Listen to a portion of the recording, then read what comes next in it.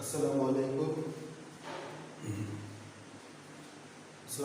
প্রিয় ছাত্রছাত্রীরা, তোমাদের কাছে আবার ফিরে আসলাম আরও একটি পদার্থবিজ্ঞান ক্লাস নিয়ে। আজকের ক্লাসটি হবে স্কেলার গুণন ও ভেক্টর গুণনের উপর। আজকের ক্লাসটি আমি নেব স্কেলার গুণন ও ভেক্টর গুণনের উপর। তোমরা ক্লাসগুলো মনোযোগ দিয়ে দেখতেছ, আশা করছি। যেখানে না বুঝতে পারো তোমরা আমাকে কমেন্টের মাধ্যমে জানাতে পারো যে স্যার আমি এই বিষয়টা বুঝি না, আমি ওই টপিক্সের উপরে আবার কথা বলবো। তোমরা ক্লাসগুলো দেখতে থাকো, আশা করি তোমাদের উপকৃত হবে। করোনাকালীন সময় তোমরা ঘরের ভিতরে আশেপাশে নিরাপদ দূরত্ব বজায় রেখে জীবন পরিচালনা করতে পারো, আর সাথে সাথে ক্লাসগুলো দেখতে পারো। এতে তোমাদের আশা করি উপকৃত হবে। তো আজকে আমি আলোচনা করব স্কেলার গুণন ও ভেক্টর গুণন, এই দুইটার উপরে। স্কেলার গুণন কি? স্কেলার গুণন হচ্ছে দুটো ভেক্টর রাশি, একটি যদি হয় এ, অপরটি যদি হয় বি, এ ভেক্টর এবং বি ভেক্টর যদি আলফা অথবা থিটা কোণে ক্রিয়া করে। দুটো ভেক্টর রাশি যদি এ এবং বি পরস্পর আলফা এবং থিটা কোণে ক্রিয়া করে, তবে তাদের গুণফল স্কেলার গুণফল হবে স্কেলার রাশি। তাদের গুণফল হবে স্কেলার রাশি। দুটো ভেক্টর রাশির গুণফল একটি স্কেলার রাশি হলে তাকে স্কেলার গুণন বা ডট গুণন বলে। স্কেলার গুণনের মাঝখানে ডট চিহ্ন দিয়ে প্রকাশ করতে হয়। এ এবং বি এর মাঝখানে ডট চিহ্ন দিতে হয়, ডট। এটা হচ্ছে এবং এ বি এদের মধ্যবর্তী কোণের কোসাইন এর গুণফলের সমান।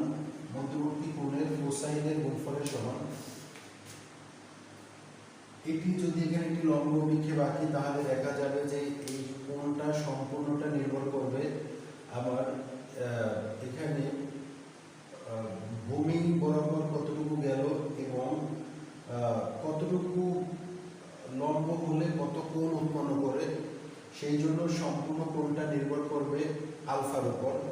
আলফার অপোজিট আছে লম্ব, তো এই আলফার আবার লম্বের সাপেক্ষে হিসাব করা হয়। এটা হচ্ছে লম্ব আর এটা হচ্ছে ভূমি, এটা হচ্ছে অতিভুজ। যদি এ ও বি পরস্পর আলফা কোণে ক্রিয়া করে, তাহলে এখানে এ বাহু হচ্ছে ভূমি, বি বাহু হচ্ছে অতিভুজ। তো যদি আমরা সম্পর্কের দিক বিবেচনা করি, আমাদের কজ হয় সবসময়, কজ আলফা হয় সবসময় ভূমি বা অতিভুজ। এটা একটি আলাদা বিষয়, যদিও এই প্রকাশটা একটি আলাদা বিষয়, এটা এখানের সাথে রিলেটেড না, তারপর একটু অতিরিক্ত বোঝানোর জন্য বলছি কথাটা, যে ভূমি এবং অতিভুজ এটা কজ আলফা।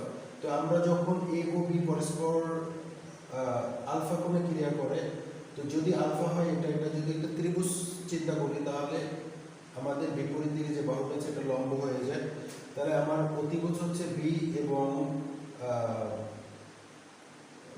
ভূমি হচ্ছে এ। তাহলে কজ আলফা সমান ভূমি বাই অতিভুজ। যেহেতু ভূমি বাই অতিভুজের মধ্যে সম্পর্ক, সেই জন্য কজ আসবে, অর্থাৎ স্কেলার গুণনের ক্ষেত্রে কজ আসবে। আমি আবার সংজ্ঞাটি বলছি, যদি দুটি ভেক্টর রাশি, এখানে এ এবং বি উভয়ই ভেক্টর রাশি, এদের মান আসছে, এটা শুধু মান প্রকাশ করে, এটা একটা স্কেলার রাশি। এদের মান হবে মধ্যবর্তী কোণের কোসাইন এর গুণফলের সমান, অর্থাৎ কোসাইন দিয়ে যেটা হবে সেটাই হবে স্কেলার রাশি। তো এটা হচ্ছে স্কেলার গুণনের সংজ্ঞা। যদি দুটি ভেক্টর ব্যাখ্যা হচ্ছে, যদি দুটি ভেক্টর এ ও বি পরস্পর আলফা কোণে ক্রিয়া করে, তবে এ ডট বি সমান এ বি কজ আলফা। এটা হচ্ছে স্কেলার গুণনের বা ডট গুণনের গাণিতিক রাশিমালা। এ ও বি এর মাঝখানে ডট চিহ্ন দিয়ে প্রকাশ করতে হয়। স্কেলার গুণনকে প্রকাশ করতে ডট চিহ্ন দিয়ে প্রকাশ করতে হয়। আমরা পূর্বের ক্লাসগুলোয় বলেছিলাম যে ফিজিক্সের ক্ষেত্রে কোণগুলো সাধারণত 90 ডিগ্রি, 0 ডিগ্রি এবং 180 ডিগ্রি এই কোণের সাপেক্ষে বিবেচনা করা হয়। সেক্ষেত্রে এই আলফার মান বিভিন্ন মানের জন্য ভেক্টরগুলোর মানও বিভিন্ন হয়, স্কেলার প্রোডাক্টটা বিভিন্ন হয়। যখন আলফা 0 ডিগ্রি হলে কেমন হয়, আলফা 90 ডিগ্রি হলে কেমন হয়, আলফা 180 ডিগ্রি হলে কেমন হয়, এই বিষয়গুলোর উপর নির্ভর করবে। তো তো সেক্ষেত্রে তুমি যদি আলফা সমান 0 ডিগ্রি হিসাব করো, চিন্তা করো আলফা যদি 0 ডিগ্রি হয়ে যায় তাহলে 0 ডিগ্রি মানে কি একই অক্ষ বরাবর বিবেচিত হওয়া। 0 ডিগ্রি মানে হচ্ছে এ এবং বি একই দিকে ক্রিয়াশীল হওয়া। এ এবং এটা এ এবং বি, এখানে আলফা সমান 0 ডিগ্রি। যদি 0 ডিগ্রি হয়ে যায় তবে এ ডট বি সমান এ বি cos 0। cos 0 এর মান হচ্ছে 1 অর্থাৎ এ বি, অর্থাৎ এ ডট বি সমান এ বি আসবে। A dot A vector dot B vector সমান এ বি আসছে এখানে। অর্থাৎ এ দ্বারা বোঝালো যে ভেক্টর দুটি যদি আলফা সমান 0 ডিগ্রি হয় তবে ভেক্টর দুটি সমান্তরালে ক্রিয়া করবে। এই যে একই দিকে ক্রিয়া করবে একই রেখা বরাবর, এক্ষেত্রে সমরেখ ভেক্টর হয় একই রেখা বরাবর ক্রিয়াশীল হয়। যদি 90 ডিগ্রি হয় তাহলে কি হবে সেটা আমরা দেখব। 90 ডিগ্রি হলে কেমন হবে, যদি এ এবং বি পরস্পর 90 ডিগ্রি হয়, দেখো এ ভেক্টর এবং বি ভেক্টর পরস্পর 90 ডিগ্রি কোণে ক্রিয়া করে, 90 ডিগ্রি কোণে ক্রিয়া করে, তখন আমরা লিখতে পারবো এ ডট বি সমান এ বি cos 90 ডিগ্রি। তো cos 90 এর মান আমরা জানি, cos 90 এর মান হচ্ছে 0, অর্থাৎ a dot B A B into 0, তার মানে হচ্ছে 0, অর্থাৎ a ডট বি সমান 0। এটা দ্বারা বোঝালো যে দুটি ভেক্টর, এখানে অনেক ব্যাখ্যা আছে, এই শর্তের উপর ভিত্তি করে তোমাদেরকে অনেক গাণিতিক প্রশ্ন সলভ করতে হবে। কি করতে হবে, যদি তুমি কয়েকটা শর্তের উপরে এই অঙ্কগুলো আসে, যদি এ ও বি এর স্কেলার গুণফল অর্থাৎ ডট গুণফল সমান 0 হয় তাহলে বুঝতে হবে ভেক্টর দুটি পরস্পর লম্ব। অথবা যদি বলে যে দেখাও যে ভেক্টর দুটি লম্ব, তাহলে এ ডট বি এর গুণফল 0 আসলে তুমি ভেক্টর দুটি পরস্পর লম্ব বোঝাতে পারবা। আবার যদি একটা ধ্রুবক দিয়ে দেয় যে এ অথবা এম, এই ধরনের কিছু গাণিতিক প্রবলেম আছে, এর একটা নির্দিষ্ট মান থাকবে, বি এর একটা নির্দিষ্ট মান থাকবে, সেই মানের ভিতরে একটা ধ্রুবক সংখ্যা থাকবে, ধ্রুবক থাকবে, এ বি এ এম এই সমস্ত থাকবে, এক্স থাকতে পারে, যে এ এর মান কত হলে ভেক্টর দুটি পরস্পর লম্ব হবে। যদি তুমি বুঝতে পারো যে ভেক্টর দুটো পরস্পর লম্ব হবে, তখন তোমাকে অবশ্যই এর ডট গুণফল সমান 0 ধরে তারপরে এই ডট গুণনের যে নিয়ম অনুযায়ী আমরা যে গাণিতিক সমস্যাগুলো করব সেখানে তুমি মান বসিয়ে ওই ধ্রুবকটির মান পাওয়া যেতে পারে, এই একটা শর্ত। আর একটা শর্ত আসে অভিক্ষেপ, সে অভিক্ষেপ দেখবো কি আমরা, অভিক্ষেপ কি হয় আমরা দেখতে পেলাম এখানে। আমি একটি চিত্র একটি ভাঙ্গা রেখা দ্বারা একটি লম্ব এঁকেছি, তার মানে হচ্ছে বি এর অভিক্ষেপ এ এর উপরে আছে, বি এর অভিক্ষেপ আছে এ এর উপরে। এখন যদি আমি বি থেকে একটি লম্ব আঁকি, তবে বি এর এ এর উপর বি এর উপর এ এর লম্ব বিক্ষেপ যাবে,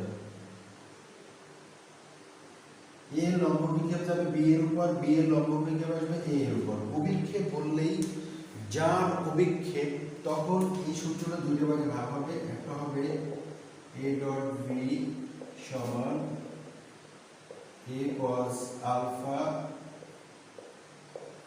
ইনটু বি, এবং এ ডট বি সমান B cos alpha into a. এখন যার অভিক্ষেপ তার সাথে cos থাকবে সবসময়, যেটা মনে রাখতে হবে, যার অভিক্ষেপ যার উপর, তখন আমাদের সূত্রটা একটু ঘুরে যাবে। কিভাবে হবে, যদি অভিক্ষেপ নির্ণয় করতে বলে, যদি বলে সাপোজ এ এর উপর বি এর অভিক্ষেপ, যদি বলে এ ভেক্টর এর উপর বি ভেক্টর এর অভিক্ষেপ, এ ভেক্টর উপর বি ভেক্টরের অভিক্ষেপ এ এর উপর, অর্থাৎ উপর নিচে যদি আমরা বাস্তব জীবনে বুঝতে যাই, যেমন টেবিলের উপর বই, টেবিল নিচে বই উপরে, অথবা যদি বলা হয় যে হাতের উপর বই, তাহলে হাত নিচে বই উপরে, এরকম। তো এ এর উপর বি এর অভিক্ষেপ, তখন আমরা বি কজ আলফাকে বাম পাশে রাখবো, এ ডট বি কে ডান পাশে নেব। তাহলে এটার সাথে ছিল অতিরিক্ত এ, তার অর্থাৎ এই ভেক্টরের মান নিচে দিয়ে আর এ এবং বি এর ডট গুণন করলেই আমরা বি এর অভিক্ষেপ পাবো কার উপর, এ এর উপর। অর্থাৎ এ এর উপর অভিক্ষেপ এ নিচে, এ ডট বি উপরে। যদি বলে বি এর উপর এ এর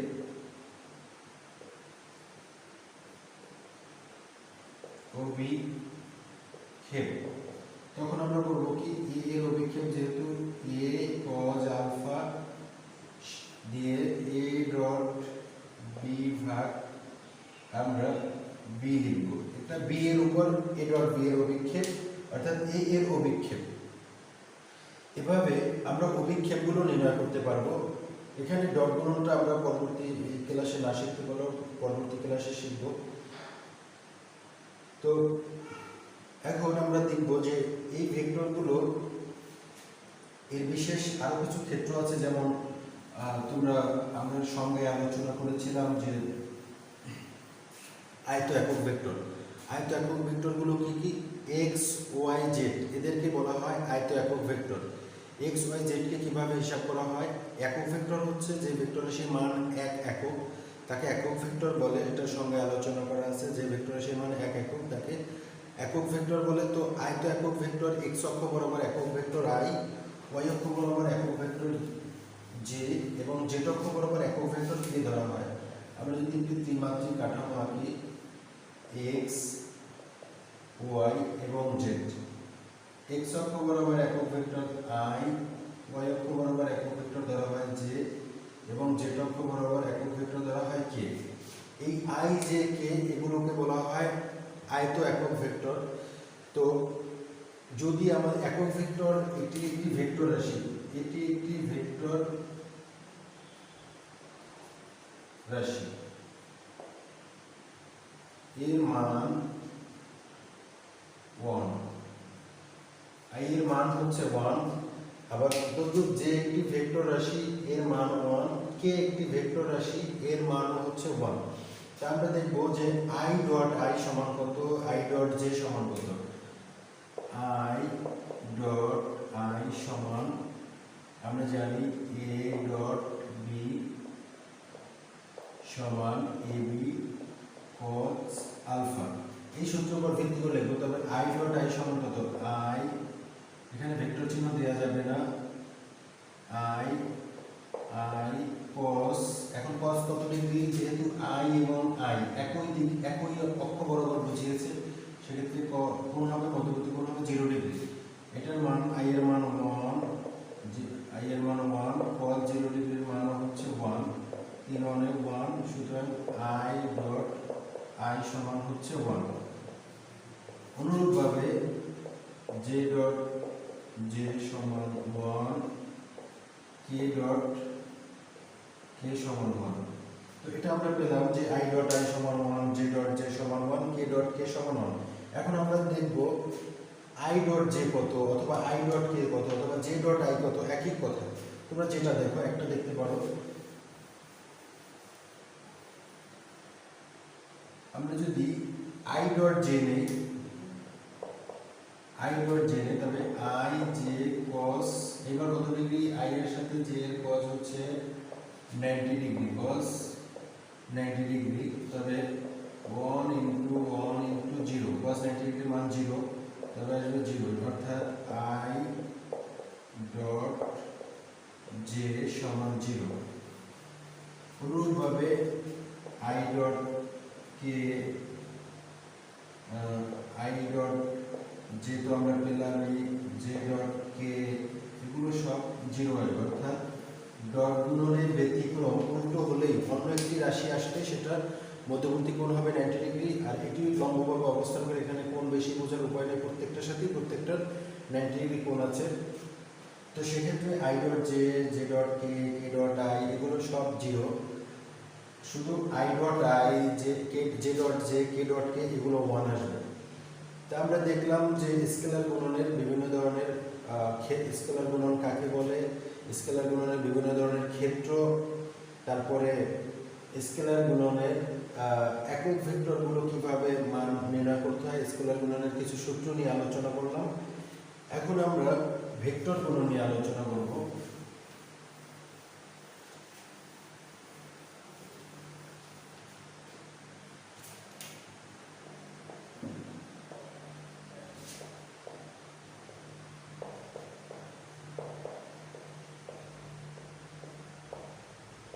ভেক্টর গুণন, ভেক্টর প্রোডাক্ট, এর আগে ছিল স্কেলার প্রোডাক্ট, এখন আলোচনা করব ভেক্টর প্রোডাক্ট, যেটা খুবই গুরুত্বপূর্ণ। তোমাদের এইটার উপরে ম্যাক্সিমাম গাণিতিক সমস্যা আসে এবং সমস্যাগুলো সলভ করতে হয়। আর এখানে একটু যদি ভালো করে বোঝা যায় তবে আর কঠিন থাকবে না। তো ভেক্টর গুণন কি? ভেক্টর গুণন আমরা দেখি, এখানে আমরা ধরি এ ভেক্টর এবং বি ভেক্টর পরস্পর আলফা কোণে ক্রিয়া করছে। তো সেক্ষেত্রে আমরা ভেক্টর গুণন হবে ক্রস দিয়ে প্রকাশ করতে হয় এ ক্রস বি সমান। এক্ষেত্রে সংজ্ঞাটা কি? ভেক্টর গুণনের সংজ্ঞাটা কি? দুটি ভেক্টর রাশির গুণফল একটি ভেক্টর রাশি হবে। দুটি ভেক্টর, ওইখানে স্কেলার গুণনে ছিল দুটি ভেক্টর রাশির গুণফল একটি স্কেলার রাশি, আর এখানে আসবে দুটি ভেক্টর রাশির গুণফল একটি ভেক্টর রাশি। ওখানে ভেক্টরটা স্কেলার হয়ে গেছে, এখানে ভেক্টরটা ভেক্টরই থাকবে। তবে এক্ষেত্রে ভেক্টর রাশির মান আসবে এ বি, কিন্তু কোনটা হবে আমাদের লম্বের সাথে সম্পর্ক হবে, সেখানে সেজন্য সাইনের গুণফলের সমান। এক্ষেত্রে সংজ্ঞায় বলা আছে সাইনের গুণফলের সমান এবং তাদের মধ্যবর্তী স্থানে ক্রস চিহ্ন দিয়ে ভেক্টর গুণনকে প্রকাশ করা হয়। এটার অপর নাম হচ্ছে ক্রস গুণন বা ভেক্টর গুণন। তবে এটা সাইন দ্বারা ভেক্টর বোঝার উপায় নাই, এ এবং বি দ্বারাও ভেক্টর বোঝার উপায় নাই, কারণ এটাও স্কেলার এটাও স্কেলার, আর সাইন একটি ত্রিকোণমিতিক অনুপাত মাত্র। তাহলে আমরা এই ভেক্টর বুঝবো কিভাবে? এখানে একটি তৃতীয় অক্ষ দিয়ে আমাদের দিক বোঝাতে হবে, কারণ ভেক্টর রাশির মানের সাথে দিকও আছে। সেক্ষেত্রে আমরা এখানে একটি তৃতীয় দিক দিয়ে দিলাম, এইটা একটি ভেক্টর হয়ে গেল। এক্ষেত্রে যদি আমরা ঘড়ির কাঁটার বিপরীত দিকে ঘুরাই এ থেকে বি এর দিকে, তবে এটি লম্ব বরাবর উপরের দিকে, যদি বি থেকে এর দিকে ঘুরাই তবে লম্ব বরাবর নিচের দিকে। তবে স্কেলার গুণন বিনিময় সূত্র মেনে চললেও ভেক্টর গুণন বিনিময় সূত্র মেনে চলে না। অর্থাৎ স্কেলার গুণনে এ ডট বি সমান এ বি বা বি এ লেখা যাবে, কিন্তু এখানে এ ক্রস বি সমান বি ক্রস এ সমান নয়, এখানে মাইনাস হয়ে যাবে। যদি এ থেকে বি প্লাস হয় তবে বি থেকে এর দিকে আসলে এটা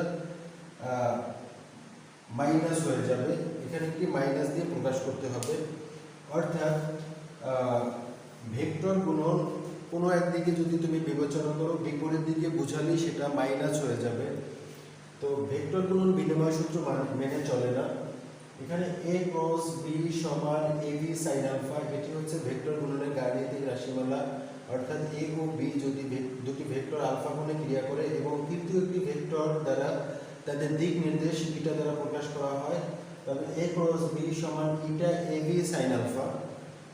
এখানে ইটা দ্বারা তাদের এ বি সাইন দ্বারা তাদের মান বোঝালো, ইটা দ্বারা দিক বুঝিয়েছে, এই জন্য টোটাল একটি ভেক্টর রাশি বোঝাবে এ ক্রস বি।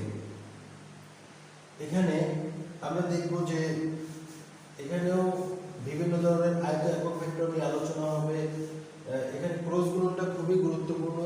যদি এদের মধ্যবর্তী কোণ 0 ডিগ্রি হলে কেমন হবে, 90 ডিগ্রি হলে কেমন হবে, 180 ডিগ্রি হলে কেমন হবে, এই বিষয়গুলো নিয়ে আলোচনা হবে। সব আমরা দেখি যে আয়ত একক ভেক্টরের ক্ষেত্রে কেমন হয়। আয়ত একক ভেক্টর যেমন আমরা দেখলাম ওইখানে ওই স্কেলার গুণনে দেখছিলাম আই ডট আই, আমরা এবার দেখব I cross I. I cross I, আসো আই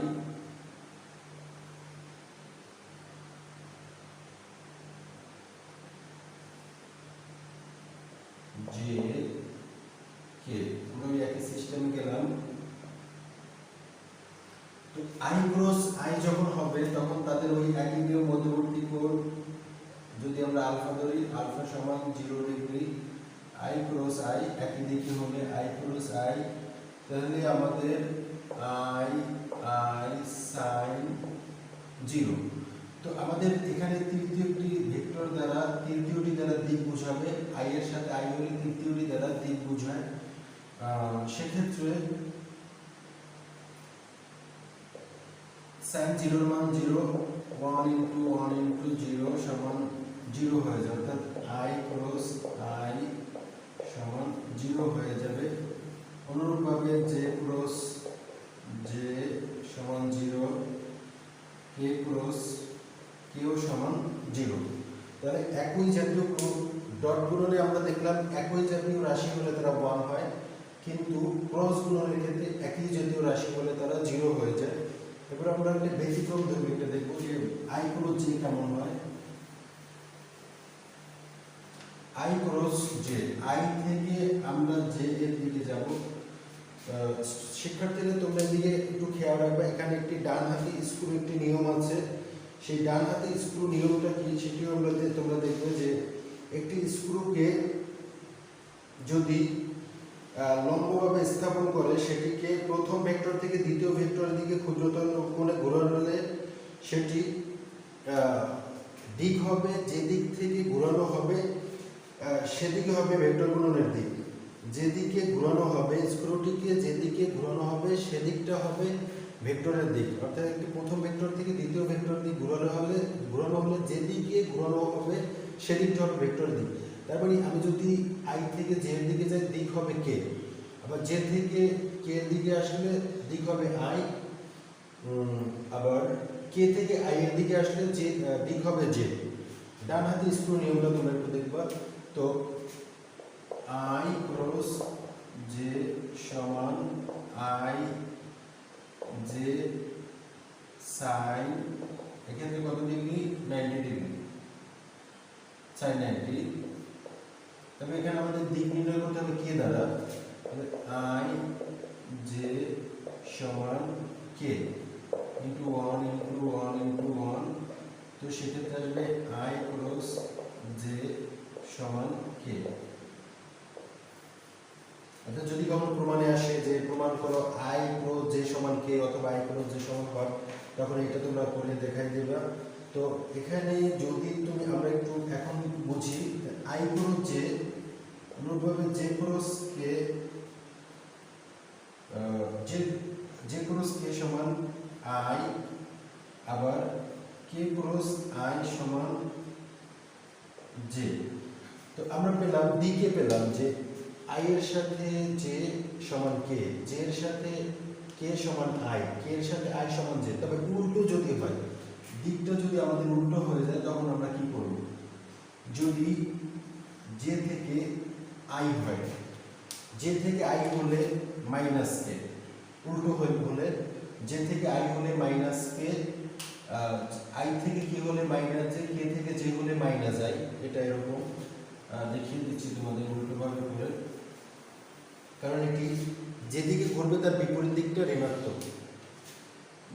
এটি আমরা একটা চিত্রের মাধ্যমে প্রকাশ করতে পারি। অনেক সময় আমরা একটা চিত্রের মাধ্যমে দেখাই I J K, I J K.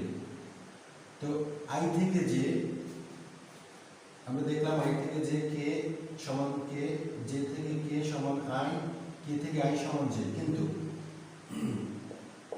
J cross I সমান কি হবে, উল্টো হয়ে গেছে, সেহেতু মাইনাস কে। আবার আই থেকে কে, আই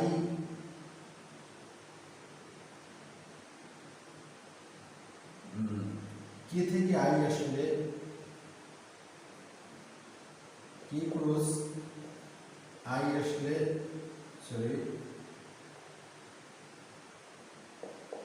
আই ক্রস কে হলে সেটি মাইনাস জে হয়ে যাবে, অর্থাৎ দিকের বিপরীত হলেই সেটা ঋণাত্মক অবস্থা প্রকাশ করবে।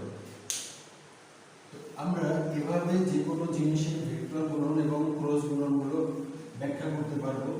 তোমরা এর সাথে কিছু গাণিতিক রাশিমালা দেখতে পারো, যেমন দুটি ভেক্টর এর ক্রস গুণন কিভাবে নির্ণয় করা হয়, দুটি ভেক্টরের স্কেলার গুণন কিভাবে নির্ণয় করা হয়, এই বিষয়ে আমরা কিন্তু একটি গাণিতিক সমস্যা দেখতে পারি। এরপরে আস্তে আস্তে আমরা এর কঠিনের দিকে চলে যাব, যে কঠিন যে কিছু কিছু গাণিতিক সমস্যা আছে। এই স্কেলার গুণনের সাহায্যে মধ্যবর্তী কোণ নির্ণয় করা যায় এভাবে। তবে আমরা একটা আজকে দেখব, যদি এই ভেক্টর সমান x i plus uy j plus az k, আমরা এটিকে একই রেখা বরাবর এর মান নির্ণয় করব। এখন i a ডট a সমান কি হবে, x i plus uy j plus az k, x i plus uy j plus az k।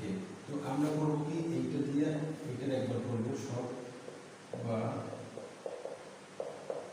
x i into x i plus uy j plus az k plus uy দিয়ে এটাকে আবার করব uy j x i plus uy j plus az k plus az দিয়ে এটার আবার করব x i plus uy j plus az k। তোমরা খেয়াল করো, আমরা এটা দিয়ে গুণ করে ফেলি, খুবই সহজ।